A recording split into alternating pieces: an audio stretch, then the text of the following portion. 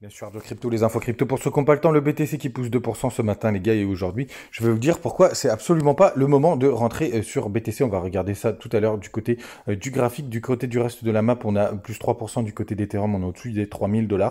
Il y a une partie de la map qui est plutôt stable et on a quand même ADA qui pousse 3,5%, Missile Sol qui pousse 7% ce matin.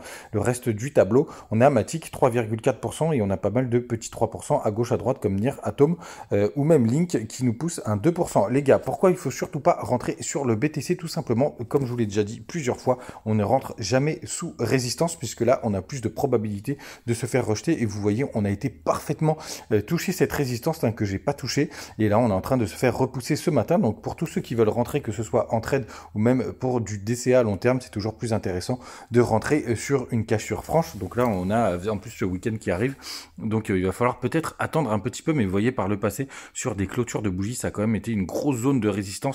Par contre, les gars, quand même, si on la, à partir du moment où on la casse, si on arrive enfin à le faire, ce sera quand même assez bullish. Oubliez pas, les gars, il y a la clôture des options qui est aujourd'hui, je crois que c'est vers 10h30, et le Max Payne en plus, ah ça y est, il est remonté à 42 000 $, donc on n'en est pas très loin.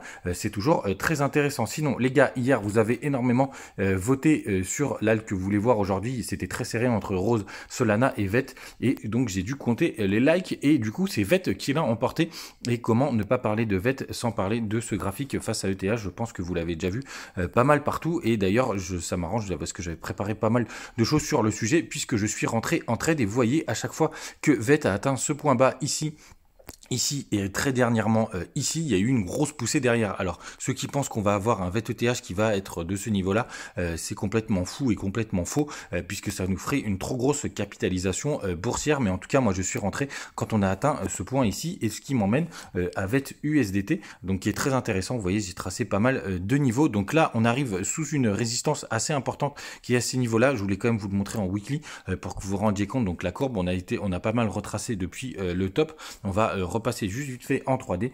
On a croisé il n'y a pas longtemps, et ça c'est plutôt bullish. D'ailleurs, je ne vous l'ai pas montré, mais MACD va pas tarder à croiser en weekly, et ça aussi c'est un indicateur qui est assez bullish. Et si on passe en daily pour voir les plus petits niveaux, moi je suis rentré aux environs d'ici, et là on a une prochaine résistance qui est juste là à 0,61, et après il y a pas mal de résistance sur le chemin.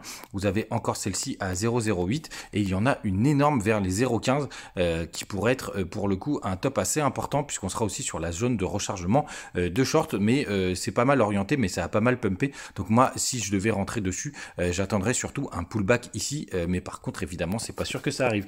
N'hésitez pas à me laisser comme d'habitude vos alts en commentaire, et puis on regardera dans les prochains jours. À demain.